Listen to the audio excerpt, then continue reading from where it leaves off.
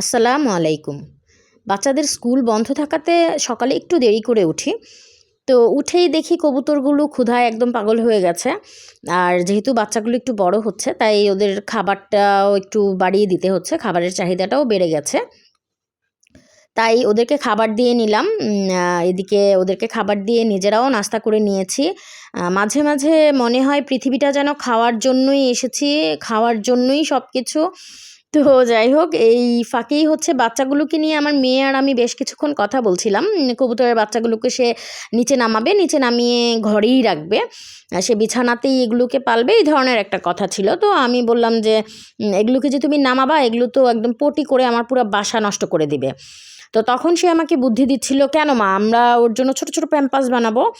Pampers বানিয়ে সেগুলো পরে থাকবে ওরা। এরপরে হচ্ছে চেঞ্জ করে দিব।" তো এটা তো আসলে সম্ভব না। তারপরেও ওদের বাচ্চাদের চিন্তাভাবনা এরকমই হয় হয়তোবা। আর ওদিকে সব কাজের পাশাপাশি ঘরগুলো গুছিয়ে নিয়েছি।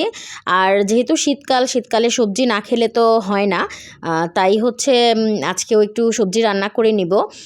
তাই মূলা কেটে নিচ্ছিলাম।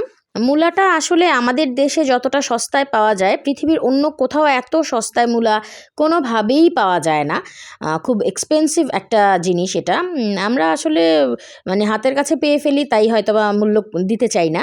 এমনই মানুষ যেটা খুব সহজে পেয়ে যায় সেটাকে খুব সস্তা মনে করা শুরু করে। সেটা মূলা হোক আর মানুষ হোক, যেটাই হোক। তো এই তো এগুলো দিয়ে হচ্ছে সবজি রান্না করে নিব। আর শুধু সবজি রান্না করলে তো আর হবে না, সবজির পাশাপাশি অন্য কিছুও রান্না করতে হবে। তাই আমি কিছুটা পাঙ্গাস মাছ ভিজিয়ে রেখেছি, সেটার ভিডিও করা হয়নি।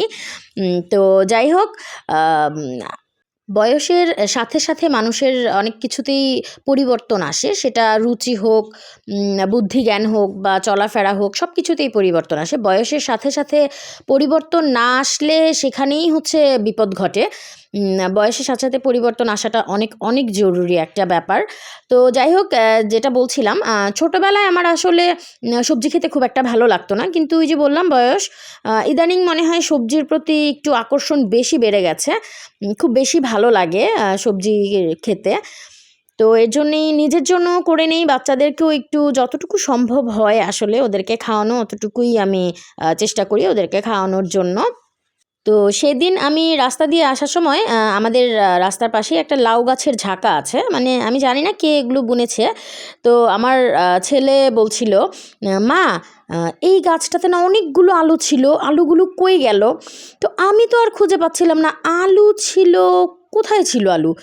এরপরে সে আমাকে একদিন লাউ গাছ দেখিয়ে বলল যে, "এই গাছে অনেক আলু ছিল।" তো যাই হোক, ওরা জানেই না হয়তোবা যে লাউ গাছে লাউ হয়, আলু গাছে আলু হয়।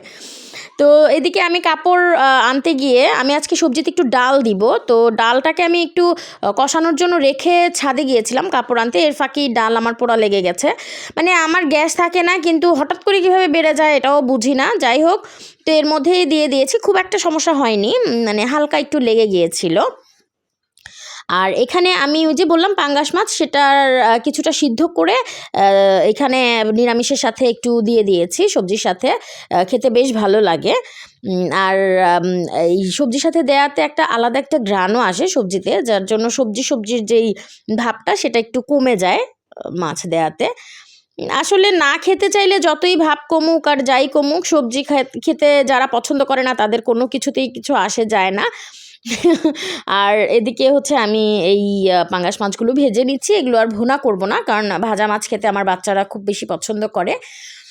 তো এই তো আজকে এ পর্যন্তই। সবাই ভালো থাকবেন। আল্লাহ হাফেজ।